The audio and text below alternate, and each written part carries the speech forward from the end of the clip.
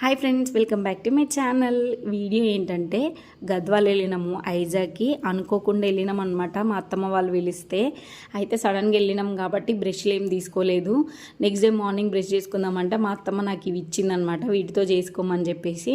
ఇవి వచ్చేసి పేడ పులివరు అంట. ఇక్కడ చాలా ఇవే వాడుతున్నారు. చాలా వరకు ఐజాలో ఇవే వాడుతున్నారు ఎక్కువ మంది. చాలా తక్కువ బ్రష్ కోల్గేట్ యూస్ చేయడము.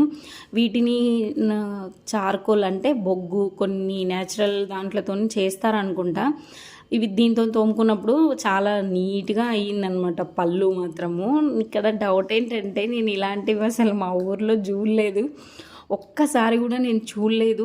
కోల్గేట్ పౌడర్ అని దొరుకుతుండే కదా, వాటితో మాత్రం వాడాను. దాని తర్వాత కోల్గేటే అనమాట. లేదంటే ఎప్పుడో ఒకసారి బొగ్గు మాత్రమే వాడతాను అనమాట.